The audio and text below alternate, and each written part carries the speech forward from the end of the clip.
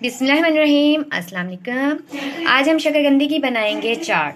तो जिसके लिए हमने देखें जी इसको भी थोड़ा सा ग्रीस कर लिया है, जिसके अंदर हम रखेंगे ये तवा है हमारे पास उल्टा, और ये है शकरकंदी।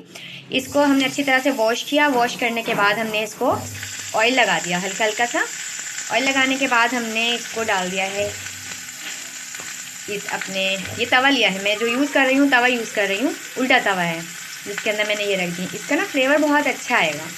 हमने इसके अंदर पानी नहीं डालना। अच्छा जी, अब हमने ये कवर कर दिया और अब हम पहले फ्लेम को रखेंगे फुल। जैसे ही इसके अंदर स्टीम बनेगी 1 से 2 मिनट के अंदर, बल्कि 1 मिनट के अंदर बन जाएगी, तो इसके बाद आपने बिल्कुल दम वाली आग कर देनी है ताकि अच्छे से सॉफ्ट हो जाए। अच्छा जी, अब हम करते हैं शकरकंदी को चेक। ये बहुत अच्छी सी सॉफ्ट हो गई है। मैंने इसको उल्टे तवे के अंदर डालकर कुक किया है। आप चाहें तो कोई कढ़ाई यूज़ कर सकते हैं और इस तरह बगैर पानी के आप स्टीम में बहुत अच्छी सी शकरकंदी को पका सकते हैं। तो अभी हम इन तमाम शकरकंदी को जो है इससे बाहर निकाल लेंगे और इसके बाद इसको हम छीलते हैं।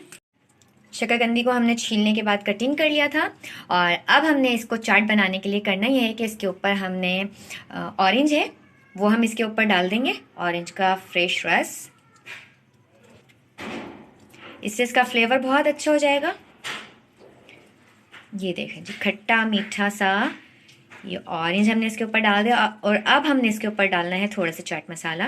और आप देखें कितनी जल्दी से आपकी झटपट से जो है ना शकरकंदी की चाट रेडी हो गई है।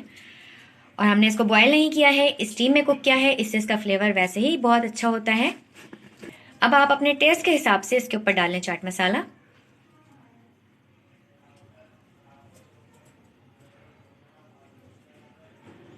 ये देखें जी, बिना उबाले हमने कितने अच्छे तरीके से जो है ना एक मज़ेदार सी शकरकंदी की चाट रेडी कर ली है। तो ट्राई कीजिएगा। वीडियो पसंद आती है तो लाइक कीजिए, शेयर कीजिए, अपनी बहुत सारी दुआओं में याद रखिएगा। अल्लाह हाफिज़।